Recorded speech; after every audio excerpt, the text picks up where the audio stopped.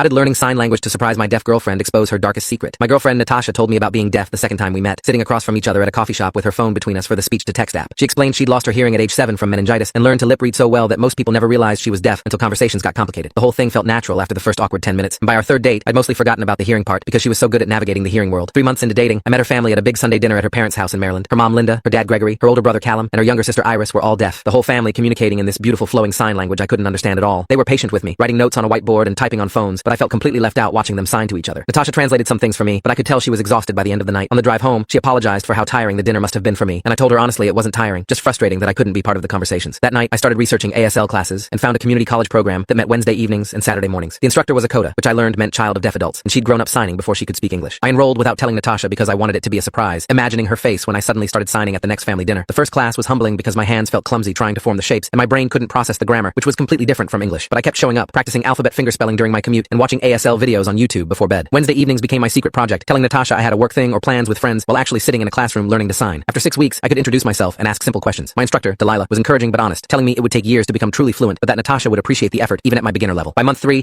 I could follow simple conversations if people signed slowly. Delilah suggested I start attending deaf events to practice in real situations, so I found a deaf coffee chat that met Friday mornings at a cafe downtown. I showed up terrified the first time, ordered my coffee and fumbling signs, and sat in the corner watching deaf people sign with this casual fluency I desperately wanted. A guy around my age named Isaiah noticed me struggling and came over, asking in slow signs if I was learning ASL. I signed back that my girlfriend was deaf, and I wanted to surprise her, and he smiled and introduced me to his friends. They were patient with my terrible signing, correcting my hand shapes and teaching me slang that Delilah never covered in class. Every Friday morning, I'd show up and spend an hour immersed in sign language. Natasha asked once why I was so tired on Friday mornings, and I blamed it on bad sleep while internally feeling guilty about the lie. But I told myself it was a good lie, a surprise that would make her happy when I finally revealed it, probably at her birthday dinner in 2 months when her whole family would be there. Month 4 of learning ASL, I was getting comfortable with basic conversations and could understand chunks of what I saw even when people signed at normal speed. Delilah introduced me to classifiers and directional verbs, the advanced grammar that made ASL its own complete language. I practiced constantly, signing to myself in the car and at home when Natasha wasn't around. She noticed my hands moving sometimes and asked what I was doing, and I'd make up something about a nervous habit. The lies were piling up, but I kept telling myself it was worth it for the eventual surprise. Friday coffee chats became the highlight of my week, and Isaiah invited me to a deaf game night at his apartment. I spent 3 hours playing Cards Against Humanity in ASL, laughing so hard when someone made a joke I actually understood. These deaf people had welcomed me into their community and were teaching me not just their language, but their way of seeing the world. Isaiah's roommate, a deaf woman named Piper, asked me about Natasha and seemed genuinely happy that I was learning for her. She said it was rare for hearing partners to put in this kind of effort. Month 5, and I was dreaming in sign language sometimes, my brain finally processing it as real language instead of just memorized gestures. Delilah said I was progressing faster than most students, probably because I was practicing outside class and immersing myself in the deaf community. Natasha's birthday was coming up in 3 weeks, and I'd planned the whole reveal. I'd signed to her family at dinner, surprising everyone with months of secret study. I imagined her parents' faces, Gregory and Linda watching me sign, realizing I'd committed to truly joining their world. I bought a new shirt for the dinner and practiced my introduction speech in front of my bathroom mirror, refining the hand shapes and facial expressions. Everything was perfect. The surprise was ready. Then Friday morning at the coffee chat, I saw Natasha walk in with another man, both of them signing to each other with the easy intimacy of people who'd known each other forever. My stomach dropped and I froze in my chair, watching them order coffee together at the counter. But what happened next changed everything.